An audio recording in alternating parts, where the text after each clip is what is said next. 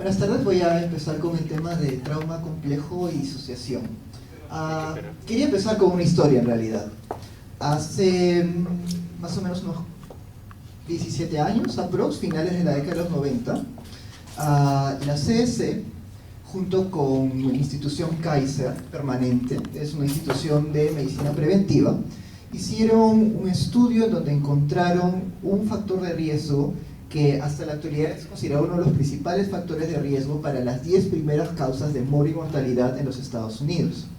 Incluso encontraron que este factor de riesgo era dosis dependiente. A más expuestos estaban estos sujetos a este factor de riesgo, peor era la patología que fueran a desarrollar posteriormente. Este estudio incluyó aproximadamente a 17.500 personas, siendo uno de los estudios de salud pública más grandes realizados en los Estados Unidos. Lo que se halló fue impactante, es decir, de aquellas personas que fueron expuestas a este factor de riesgo, tenían 17 veces el riesgo de intento suicida a lo largo de su vida, 12% de riesgo de desarrollar trastornos depresivos, 17 veces el riesgo de usar estabilizadores del ánimo en ellos, 12 veces el riesgo de usar antidepresivos, 10 veces el riesgo de usar ansiolíticos, tenían 3 veces el riesgo de desarrollar trastornos metabólicos, insuficiencia cardíaca, y 2 veces el riesgo de desarrollar cualquier tipo de neoplasia. Entonces, no estamos hablando, no les estoy hablando de un fármaco, no les estoy hablando de un químico, no estamos hablando de un agente infeccioso, estamos hablando del trauma infantil. Entonces, muchas veces en salud estamos de esa manera, vemos un problema grande, tratamos de combatirlo de todas las maneras que se nos ocurra, y sin embargo se nos va a pasar siempre el detalle y el origen de todo lo que está detrás. Entonces, es por eso que deseo dar este tema del trauma y disociación, porque es algo bastante común en la sociedad. Y a veces no parece, y es algo que tenemos que decirlo, y es algo que tiene que calar en todo lo que es salud mental, porque nuestra sociedad es una sociedad extremadamente violenta. Es decir, la exposición que tiene un peruano al trauma es grande, y lo tenemos ya en cosas históricas, por ejemplo, desastres. Solamente tomemos el terremoto de Pisco. Este es un estudio de los últimos, digamos, de los terremotos más grandes de la década pasada. En tercer lugar está el de Ica, y acá vemos que toda la ciudad fue destruida, o la gran mayoría de la ciudad fue destruida, y la gente sobrevivió a diferencia de los otros terremotos, ¿no? Como todos vemos los números, hay mayor porcentaje de sobrevivientes, pero están siendo expuestos a este tipo de infraestructura, y son sobrevivientes que han estado expuestos a esto durante muchos días, e incluso hay partes de la ciudad que hasta el momento siguen así. Entonces, el trauma no termina cuando se cae la casa, termina muchas veces cuando tienen que rescatar al hijo 3 a 4 días después de los escombros, o lo que queda de él. Entonces, ¿qué apoyo se les está dando? Y lo que es peor, la incidencia en promedio debería ser de 6%, pero en estas personas, incluso a los 24 meses, se encontraba casi 16% de incidencia solamente de TEP, es decir, de criterios diagnósticos que no tienen en realidad ningún tipo de validez. Lo segundo es la exposición cotidiana al crimen. Este ya es el día Limenly, ¿no? Hasta ahora está de moda lo de las motos en todos los semáforos, en San Isidro, en Miraflores, en todas partes. Y la percepción de inseguridad es grande. Este es el Barómetro de las Américas, es una publicación que hace anualmente la Universidad de Vanderbilt, y vemos que en primer lugar está Perú, de toda Latinoamérica. Un 30% casi de peruanos han sido expuestos en el último año a algún tipo de violencia urbana. Es bastante alto. Y ni qué decir del terrorismo. Este gráfico de acá es la monitorización START, que es del gobierno de los Estados Unidos, financiado por ciertas universidades, donde en tiempo real muestran todos los datos que hay en relación al terrorismo. Y vemos que en este periodo de tiempo nuestro país ocupó el segundo lugar como el que tiene más incidencia acumulada de eventos terroristas en el mundo. Los únicos que nos han ganado han sido Colombia con las FARC, y después venimos nosotros. En otras palabras, era más seguro ir a Medio Oriente que quedarse en Perú en la época del terrorismo. Y todo el mundo habla de Medio Oriente, y Israel tiene unos sistemas para trauma increíbles, pero Perú no tiene nada, ni siquiera tiene unidades de psicotrauma. Y esto es a lo que estoy expuesta esa mayoría de la población. Y claro, no nos acordamos, pero sí, esto pasó a unas 4 o 5 cuadras, Tarata. Y la gente obviamente sigue viva. Ahora, de estas personas expuestas, según este estudio, casi un 40% trastornos de ansiedad o de depresión y un 25% diagnóstico de TEP. Ahora, en realidad, si nosotros viésemos la neurobiología detrás, como cualquier esquema médico, fisiología, fisiopatología y semiología, y no guiarnos de criterios diagnósticos sin evidencia, podríamos juntar estas cifras y ver que el impacto en la salud mental por esta violencia es grande. Ahora, me encanta es un estudio de finales de 2016, donde se muestran 24 países encuestados respecto a eventos violentos a su población en los últimos 12 meses. Y de los 24 países, en rojo, por supuesto, estamos nosotros, y ocupamos el segundo lugar del estudio. Un 83,1% de esa muestra reporta haber sufrido algún tipo de evento violento. Ahora, vamos un poco a la epidemiología a nivel mundial. Empecé hablando de este gran factor de riesgo que era el trauma infantil. Y eso se consolidó en esta serie de estudios, que son los estudios ACE, por las siglas de experiencias adversas en la niñez. Estos estudios ACE tomaban en cuenta el abuso de estos tipos, el rechazo o el abandono tanto físico como emocional, y actualmente se sabe que el abandonar a un niño es tan traumático como abusar sexualmente de él o ella, y disfunción familiar, que el niño sea testigo de ver pacientes encarcelados, familiares encarcelados, que sea testigo de alguien con una enfermedad compleja en la familia, de violencia a su madre, de que algún familiar en la casa consuma sustancias e incluso del divorcio de la familia. Dos cosas importantes del ACE, porque fueron varios, hay actualmente más de 27 estudios y siguen produciéndose, y lo que vemos es que todo esto de acá es la población expuesta por lo menos a un ACE. Entonces es mucho más frecuente de lo que se piensa. Y esta población es población de la ciudad de San Diego, clase media, nivel educativo alto. Entonces, ¿cómo estará Perú? No sabemos. Pero esta es la incidencia. Eso quiere decir que de las personas que estamos en la sala, por lo menos un tercio tienen 1 a más ACE. Y probablemente tengan secuelas en salud mental por eso. Segundo punto grande, que estas personas expuestas a los ACE, conforme se incrementaba el puntaje ACE, es decir, a cada uno de los ítems mencionados era un punto. Entonces, con 0 ACE, el riesgo, acá es el riesgo para las distintas enfermedades, pero quiero que vean el gráfico.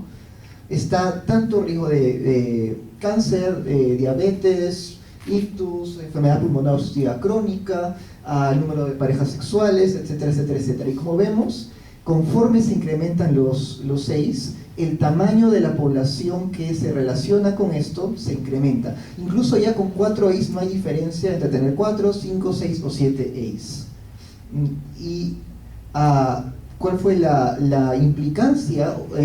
Fue que se empezaron a diseñar programas para justamente la reducción de ese tipo de violencia, y obviamente no fue la APA con su DSM, tuvo que formarse una red aparte financiada por el gobierno para poder tomar esto, porque incluso la expectativa de vida cae 20 años en esta población.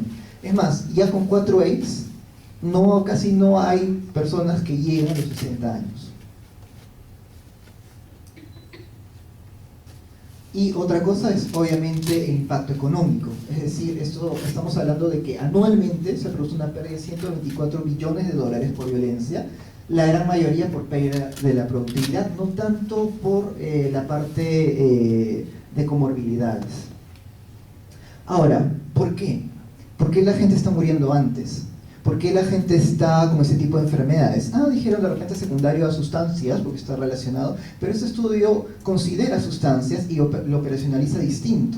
Entonces, ¿qué está sucediendo? Hagamos el correlato fisiológico, como todo en medicina. ¿Qué pasa con nosotros? Y vamos a ver esta parte del gráfico. Nosotros en realidad somos una especie de sobrevivientes. Entonces, cuando tenemos un depredador, lo que yo tengo que tener son dos cosas. Primero, tengo que estar en la capacidad o de pelear con él, y si no puedo, como va a ser el caso, tengo que estar en la capacidad de huir, o tengo otra opción, si no puedo ni atacar ni huir, puedo colapsar. Ese es un reflejo muy primitivo de algunos mamíferos que se hacen los muertos. Y entonces baja la presión arterial, entra en un periodo de inconsciencia porque estos no son carroñeros, entonces no se los comería. Y la otra opción es quedarme paralizado, como 6 de cada 10 mujeres abusadas sexualmente. Ahora, ¿por qué ocurre? Porque a nivel cerebral tenemos la amígdala, que es la que va a valorar la decisión. Eso tiene que ser inconsciente, porque si fuera consciente perdemos mucho tiempo, y tiene conexiones con todas estas áreas. Entonces, lo que el estresor o lo que sucede va a generar activación en el eje hipotálamo hipófiso adrenal, con alteraciones también neuroendocrinas. ¿Por qué? Porque si el animal o el otro ser humano me va a herir, yo ya tengo que estar con hiperactivación inmune para ya estar listo para hacer frente a cualquier herida. Igual con incremento en el tono simpático, que también dispara el necrosis tumoral capa beta, estar hiperalerta, ver cómo estoy yo, cómo está mi interior, cómo está mi self, ver en qué momento se produjo, quién lo hizo, y estar atento al resto. Y recién después de toda esta respuesta es que la corteza prefrontal lo puede regular. ¿Qué es esto de acá? Y que en síntesis, esto es el área de planificación, de control, en la parte cognitiva, y es la que va a frenar a la amígdala. Y también está el área del hipotálamo a través de la oxitocina, es decir, del vínculo social. Y lo que van a producir es que estos glucocorticoides van no solamente a hacer un efecto local, sino que van a actuar encima del ADN, produciendo cambios permanentes epigenéticos en el organismo. Ahora, hasta ahí aparentemente todo bien, incluso con la parte inmune, es decir, si el animal me va a arañar, obviamente prefiero tener este tono humoral incrementado. Ahora, como les dije, no hay ningún problema si es que siempre voy a tener a un león molesto enfrente de mí. Ahora, el problema va a ser cuando ese león en realidad es papá en estado de ebriedad, golpeando a mamá todos los días durante 10 a 15 años. Entonces ahí es donde vemos los efectos deleterios del cortisol y de esta hiperactivación amigdaliana. Y esto es bastante común en la sociedad peruana. ¿Qué es lo que va a suceder? Obviamente estos eventos traumáticos van a generar cambios epigenéticos en el organismo, y lo que creo que se llevan con esto es que no son los genes como nos han querido vender, buscar el gen de tal cosa, buscar el gen de esquizofrenia, que esto lo seguimos esperando y aparentemente nunca llegará, sino lo que nosotros tenemos que entender es que esos genes nos pueden dar un basal del cerebro, pero en realidad este va a estar moldeado en la trayectoria de ese ser humano. Su historia personal es lo que me interesa. Entonces, depende de cómo esté la niñez, de cómo se formó el vínculo con esa persona, es que este ser humano va a ser capaz de afrontar el resto de traumas. Entonces voy a tener un espectro de síntomas y un espectro de respuestas biológicas en esas personas, que va desde síntomas de trastorno postraumático clásico de manual diagnóstico, hasta crecimiento postraumático, que muchas veces dejamos de lado y que existe, está descrita en la entidad. Y lo otro es por qué muere la gente, por qué mueren tan rápido, porque en el extremo de los cromosomas tenemos esas estructuras que se llaman telómeros, y que, bueno, no se ve bien, pero en la punta de estos cromosomas, que es microscopía electrónica, los encontramos.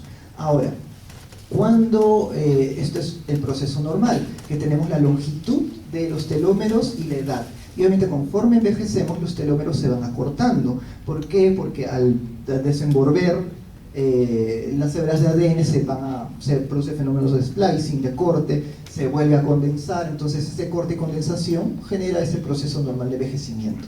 Pero en sujetos expuestos a trauma, esto de acá que se ve a los 80 años, lo vemos acá a los 60.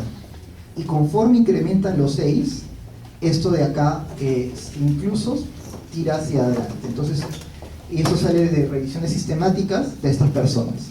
Y lo segundo, todas estas estructuras que ustedes ven acá, que no las voy a explicar en detalle, pero que es toda la red de respuesta a trauma, también está alterada. No la flecha roja, no la guinda.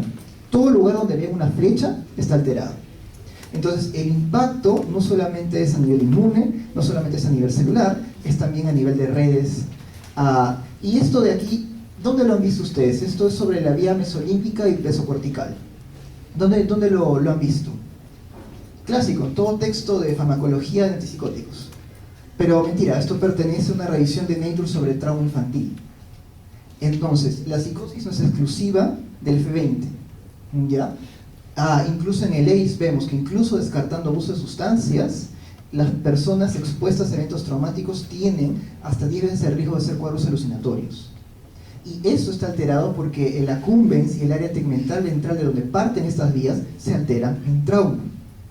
Incluso hay estudios que el 25% de sujetos diagnosticados con esquizofrenia en realidad son TEPS o TEPS complejos.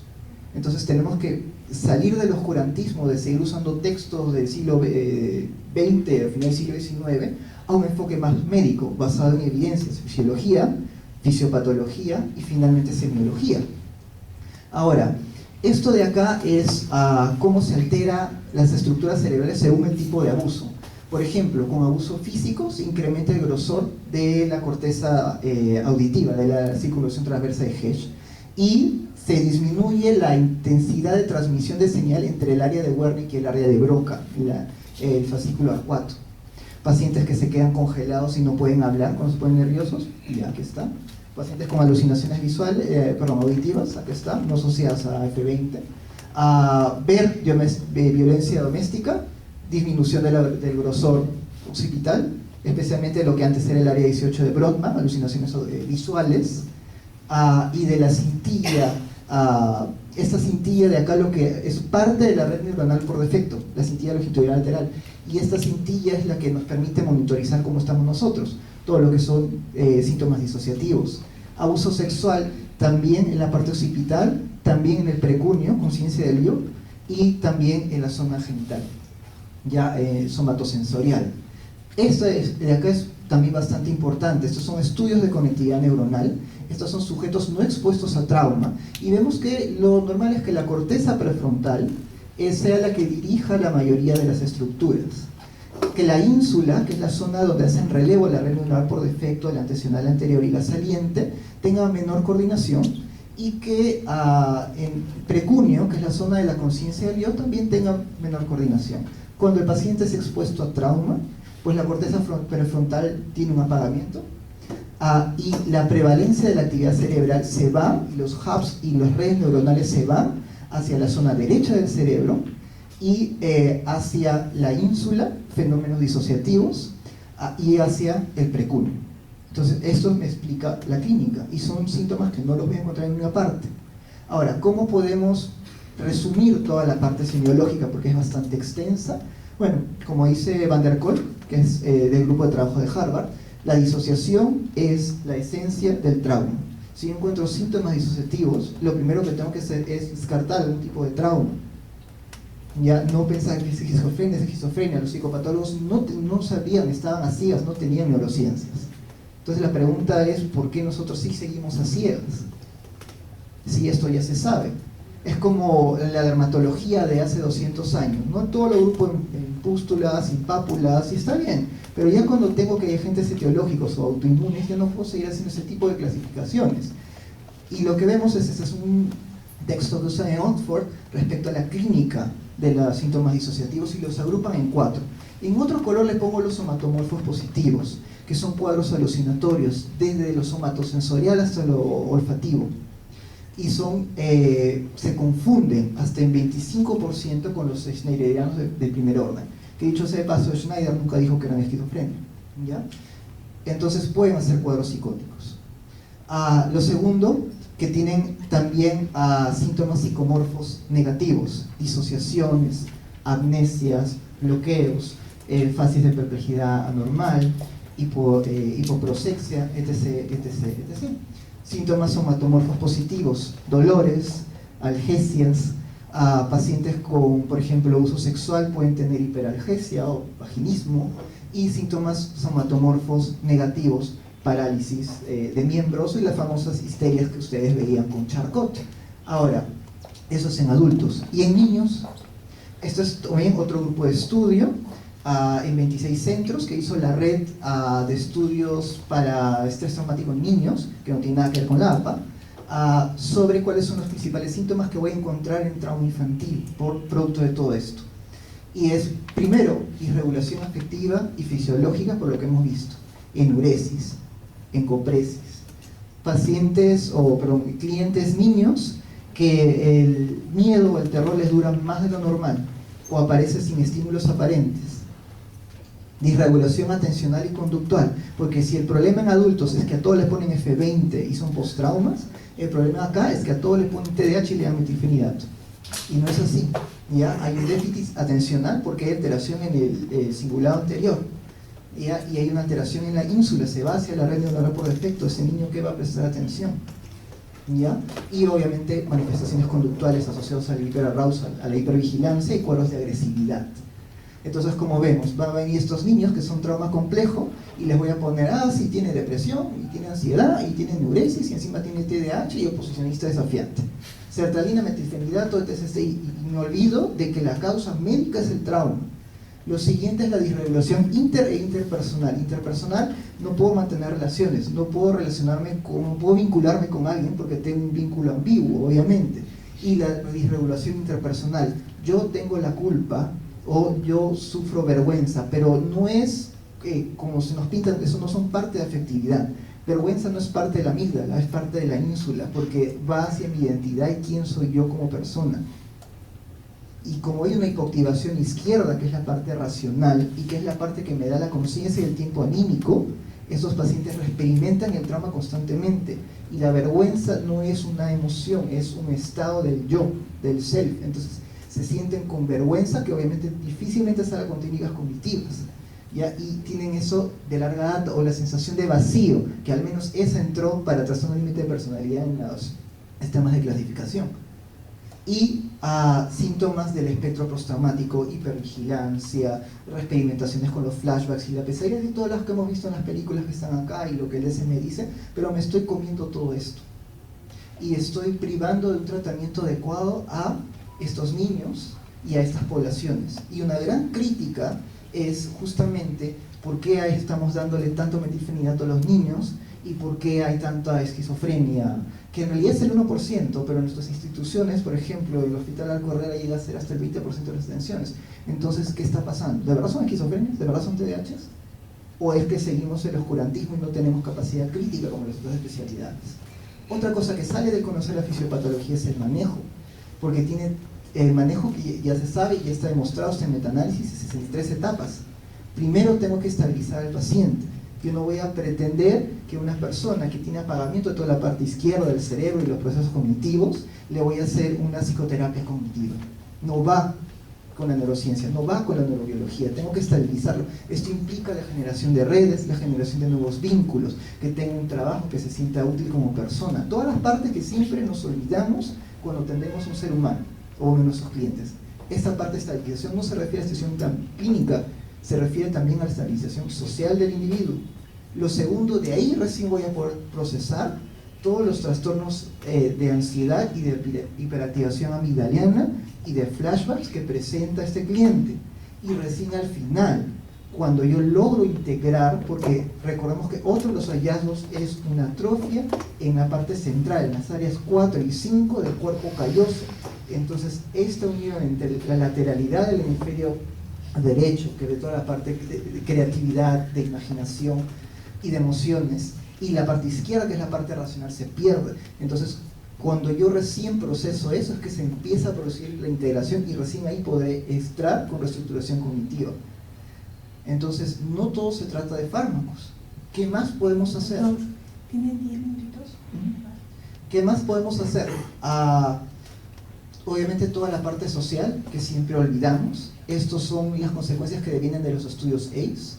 Como ven, organizaciones que no tienen nada que ver con salud mental son las que están tomando la batuta. Porque nos estamos olvidando de que somos médicos y que lo estamos perdiendo, desde intervenciones sociales, familiares, el trabajo con los padres, porque ¿de qué me sirve traer al niño y hacerle 1 hora de terapia a ese niño y después el niño regresa y tiene otros 6 días y 23 horas con el padre maltratador o con el tío abusador sexual? También a los programas para embarazo adolescente, porque otra cosa que muestra el ACE, a más eventos adversos en la niñez, es menor la edad a la cual inician relaciones sexuales. Entonces, enfocarlo como que es un problema biológico, como que es un problema también social, es un problema de adaptación al medio, me refiero. Porque, claro, las etiquetas, ¿no? Es promiscua y qué sé yo, y qué sé cuánto, y es una gorda, y que no sé qué, pero en realidad si ustedes lo ponen en un contexto de que esa persona está sobreviviendo y yo tengo una manada de leones alrededor de mi villa, en la época primitiva, pues lo más lógico es reproducirme lo antes posible para asegurar la preservación de mi especie. Entonces, por eso es que se produce eso. Y obviamente ya no estamos en esa época, pero sí vemos este fenómeno. Incluso con 4 A's, un niño empieza a tener relaciones sexuales a los 10 años y se hipersexualizan, y es otro síntoma de eso. Y los estudios están ahí publicados. Y de estos estudios 6 se empezaron a publicar en el 98. Y a veces, pasando visita a los residentes, ya pasaron niños, pero ni enterados de que esos estudios existen. O sea, están más enterados de los estudios de metilfenidato que otra cosa. Y lo otro que así aplica para nosotros es a tener un enfoque trauma informado. Esto se hace ya en otros países. Y a veces viene la crítica, sí, pero es otros países, pues no vamos a pretender hacerlo de Canadá acá. Pero la respuesta sería que en realidad el subdesarrollo no está tan ligado al presupuesto, sino también a un subdesarrollo de aquí. De pensar de que, pero ¿por qué propones 45 minutos de terapia en un hospital público? Claro, eso es para la práctica privada, ¿sí? ¿Por qué? ¿Quién dice? Es más, atrás del CIS dice que yo puedo atender por psicoterapia, por si acaso, entre 30 y 60 minutos a una persona, ¿ya? Entonces está ahí, pero tenemos que saberlo, porque si todo es farmacología, y nos olvidamos que las bases son vínculo y neurodesarrollo, entonces nos vamos a volver simplemente prescriptores. Entonces, ¿para qué vienen a nosotros los usuarios? Mejor que vayan a la farmacia y lean Subcentralin y se acabó. Entonces, esto de enfoque de acá, que está en diferentes instituciones, es el enfoque trauma informado.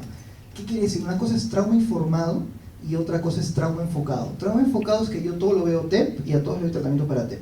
Un enfoque trauma informado quiere decir que yo soy consciente que personas con depresión, ansiedad, intento de suicidio, trastorno límite de personalidad, consumo de sustancias, es decir, medio sistema de clasificación, tiene un inicio traumático.